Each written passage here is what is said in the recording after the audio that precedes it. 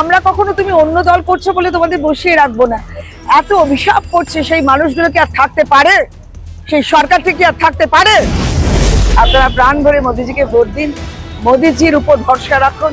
উনি বলেছেন বাংলার সমস্ত মেয়েরা আমার বোন, তাই সেই মোদি দাদার উপর ভরসা রাখুন।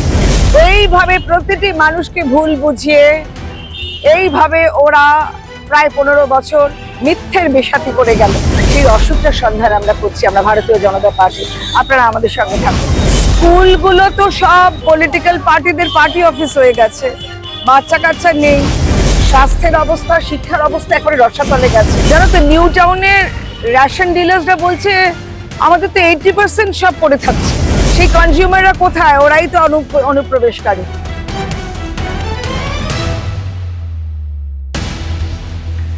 আপনাকে মাধ্যমে স্বাগত। আপনি এখন নির্বাচনী প্রচারে রয়েছেন, এই নির্বাচনী প্রচারে নেমে মানুষের কেমন সাড়া পাচ্ছে? খুব সাড়া পাচ্ছে, মানে মানুষ তিতিবিরক্ত হয়ে গেছে সেটা বোঝা যাচ্ছে সব দিক দিয়ে।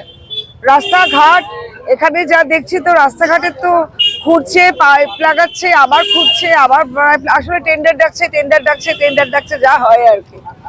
পাইপ লাগাচ্ছে, রাস্তাঘাটে চলার উপায় নেই। আর যেহেতু ইলেকট্রিক ওয়্যারগুলো সব নিচে, সেই ইলেকট্রিক ওয়্যারগুলো সব ওপরে হয়ে গেছে, আর সেগুলো কেবেলের সাথে মিলে মিশে একটা যাচ্ছে না, একটা ঘটনা ঘটে আছে। তো এগুলো সব ঠিক করতে হবে। আর এখানে ডেঙ্গু ম্যালেরিয়া খুব হচ্ছে, কারণ জলের সংস্কার হয় না। নারী সুরক্ষাও এখানে একটা ভীষণ ইম্পর্টেন্ট ব্যাপার।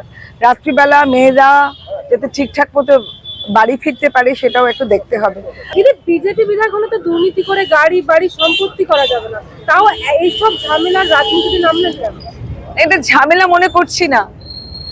আমি জাতে বৈষ্ণব, আমাদের সেবাই পরম ধর্ম। তো ছোটবেলা থেকে সেবা করে এসেছি, হঠাৎ করে সেবা করতে ঝাঁপিয়ে পড়িনি কিন্তু। কারণ আমি প্রতি বছর 2টি করে বাচ্চা অ্যাডপ্ট করে রাখি। এরকম আরো অনেক কাজ করে থাকি, যেগুলো আমরা মুখে বলতে নেই, আমাদের ওগুলো বলা যায় না।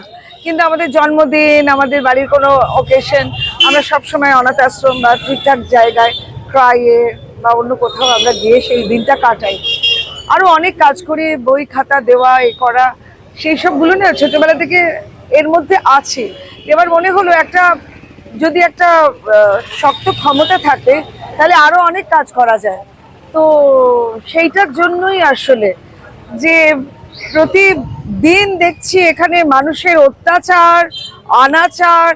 আমাদের টলিগঞ্জ ফিল্ম ইন্ডাস্ট্রি এখনো হয়নি, ফিল্ম ট্রেডে কি ভয়ঙ্কর কাজ হচ্ছে। একে বয়কট করছে, তার মাথা কাটছে, তার ঘাড় কাটছে, মানে ফাসিজমের চূড়ান্ত। তারপরে আমাদের পুরনো প্রডিউসার গুলো সব হারিয়ে গেছে। কোথায় সেই সমৃদ্ধ কৃষক যারা কোচরে করে টাকা নিয়ে আসতো? তারপরে যে ছবির কন্টেন্ট গুলো বদলে গেছে। এইসব আমরা এলে না, আমাদের বছর 4 আগে আমার টিমটা ছোট ছোট মিনি মাল্টিপ্লেক্স আমরা করব, যেখানে 100 টাকার টিকিটে ঢোকা যাবে, 100টা সিট থাকবে। বহু মানুষ আছে যেগুলো করবে। সারা পশ্চিমবঙ্গে আমরা প্রায় 2000টা মিনি মাল্টিপ্লেক্স করতে পারি। তাতে অনেক মানুষের কর্মসংস্থান হবে, আর্কিটেক্টদের, ইঞ্জিনিয়ার্সদের, তারপরে ছবির সাথে সম্পৃক্ত সব মানুষদের। এগুলো অনেক কাণ্ড হবে, এগুলো সব ঠিকঠাক হবে। আর আমরা কখনো তুমি অন্য দল করছো বলে তোমাদের বসিয়ে রাখবো না। এত অভিশাপ করছে, সেই মানুষগুলো কি আর থাকতে পারে? সেই সরকারটি কি আর থাকতে পারে? দিনের পর দিন অত্যাচার করে চলেছে। আপনিও বললেন এই অত্যাচারের কথা, তাদের কি আশার আলো দেখাতে পারবেন আপনি, যারা অত্যাচারিত হয়েছে? তাদের আশার আলো দেখানোর জন্যই তো আপনারা প্রাণ ভরে মোদিজিকে ভোট দিন। আমরা সামান্য যোদ্ধা, আপনারা প্রাণ ভরে মোদিজিকে ভোট দিন, মোদিজির উপর ভরসা রাখুন। উনি বলেছেন বাংলার সমস্ত মেয়েরা আমার বোন, তাই সেই মোদি দাদার উপর ভরসা রাখুন। মোদি দাদা থাকলে বাংলা বাঁচবে, বাংলার অস্মিতা বাঁচবে। উনি বাংলা ভাষাকে ধ্রুপদী ভাষার মর্যাদায় উন্নীত করেছে।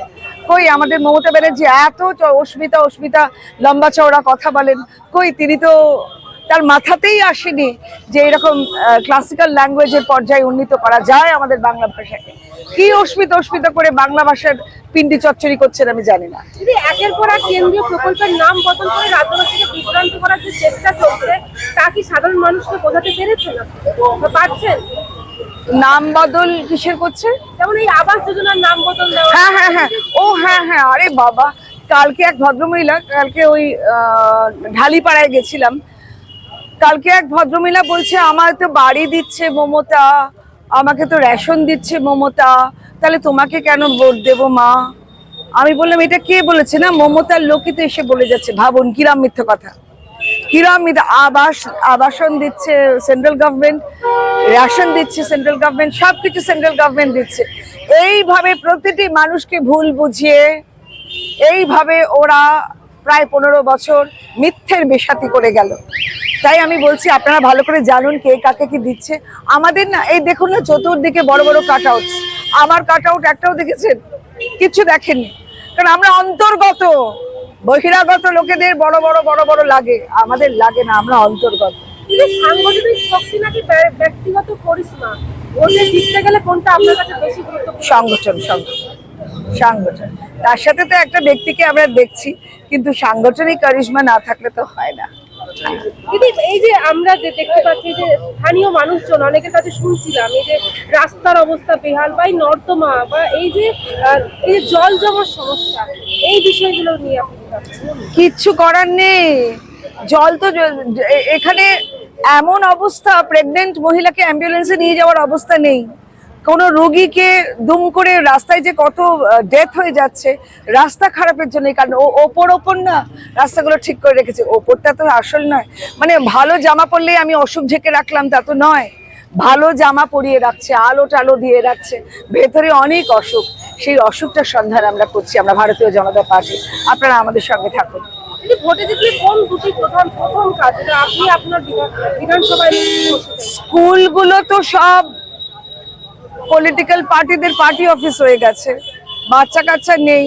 টিচাররা, ওই কন্ট্রাকচুয়াল টিচাররা ওই মাসের পর মাস গেলে টাকা পেয়ে যাচ্ছে, আর আমাদের বাচ্চারা তো কিছুই করতে পারছে না।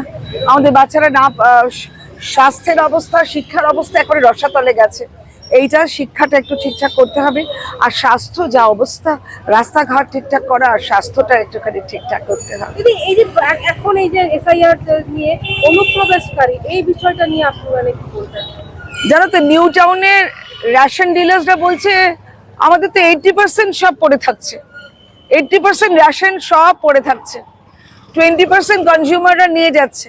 সেই কনজিউমাররা কোথায়? ওরাই তো অনুপ্রবেশকারী। আপনার রোহিঙ্গা বলতে খুব আপনার আপত্তি, তাহলে ওগুলো কারা? ওই কারা আমাদের বাচ্চাদের দিনের পর দিন আমাদের প্রজন্মের ভাত কেড়ে নিচ্ছে, তাদের চাকরি কেড়ে নিচ্ছে। এটা কি হচ্ছে? কিন্তু বাঙালি হিন্দুদের অস্তিত্ব রক্ষার এটাই শেষ ছিল, এটা কি তারা বুঝতে পেরেছেন বলে আপনার মনে হয়? বাঙালি উঠুন, জাগুন, অনেকটা জেগেছেন। আমি যাচ্ছি, ঘুরছি, বুঝতে পেরেছি বাঙালিরা আপনারা জেগেছেন। এই দুঃসহ সরকারকে একেবারে নির্মূল করে দিন, একেবারে ঘাস গজিয়ে গেছে, সেই ঘাস থেকে উপরে ফেলে দিন। আপনার অপোজিটে যিনি রয়েছেন তৃণমূলের, যিনি ভোটে দাঁড়িয়েছেন, অরূপ বিশ্বাস, দীর্ঘদিনের এখানকার বিধায়ক, তো কি মিথ্যা কথা বলে বলে বিধায়ক, এইরকম লোকের কষ্ট দিয়ে দিয়ে বিধায়ক, নিজের এই থ্রেট কালচারে বিধায়ক। ওখানকার মেয়েরা কেউ সেলাই করছে, কেউ ইয়ে করছে, আমাকে দেখেই না দূরে ভেতরে চলে যাচ্ছে। আমি কি হলো বলছে, ঠিক আছে, এত ভদ্র, মানে এত ভদ্র, ঠিক আছে ঠিক আছে। আরে শোনো, এসো, এরা বিবেক মেলা করে। স্বামীজির প্রথম কথা হচ্ছে অভিমন্ত্রে দীক্ষিত হতে হবে, অর্থাৎ ভয়হীনতা। তোমরা এসো আমার কাছে, আমাকে জেতাও, তারপর দেখছি কি করা যায়। শেষ প্রশ্ন আপনাকে, আপনার কেন্দ্রের ভোটারদের কাছে সরাসরি ভোট দিয়ে আপনি কি বলবেন, কি বলছেন? সুস্থ গভর্নেন্সের জন্য, ভালো থাকার জন্য, এই চোর চামারই বলবো, চোখের চামড়া যাদের থাকে না তারা কি এইভাবে দিনের পর দিন অত্যাচার করে চলেছেন। একটা সুস্থ গভর্নেন্স, ভালো মতো আমরা নারী পুরুষ বাচ্চারা শিক্ষায়, স্বাস্থ্যে, আবাসনে সবাই ভালো করে থাকুক, এটাই চাই। मोदी जी का विजन विकसित भारत और उसी विजन को जमीन पर उतारने का मिशन मध्य प्रदेश में डॉक्टर मोहन यादव। प्रधानमंत्री नरेंद्र मोदी के नेतृत्व में देश बदला है, डिजिटल, निर्णायक और जनहितकारी। अब वही सोच मध्य प्रदेश में बन रही है सुशासन की पहचान। डॉक्टर मोहन यादव के नेतृत्व में मध्य प्रदेश सरकार का संकल्प स्पष्ट है, हर नागरिक की समस्या का त्वरित समाधान, कानून व्यवस्था सुदृढ़ और आम आदमी के लिए नियम सरल, सुविधाजनक और पारदर्शी। नामांतरण बंटवारा अब दफ्तरों के चक्कर नहीं। साइबर तहसील 2.0 मध्य प्रदेश देश का पहला राज्य। संपदा 2.0 से ई पंजीयन और ई स्टैंपिंग, अब रजिस्ट्री भी डिजिटल। कानून व्यवस्था में ऐतिहासिक फैसले। धार्मिक नगरों में शराब बिक्री पर प्रतिबंध, लाउडस्पीकर और खुले में मांस मछली बिक्री पर नियंत्रण। नक्सलियों से मुकाबला करने वाले 24 जांबाज पुलिस कर्मियों को आउट ऑफ टर्न प्रमोशन। वीर शहीदों के परिवार, पत्नी और माता पिता दोनों का सम्मान, दोनों का अधिकार। जन कल्याण पर्व 35,000 करोड़ रुपए से अधिक के विकास कार्य। गरीब, युवा, अन्नदाता और नारी हर वर्ग तक योजनाओं का 100% लाभ। जब विजन मोदी जी का हो और मिशन यादव जी का, तो तय है मध्य प्रदेश का उज्जवल भविष्य।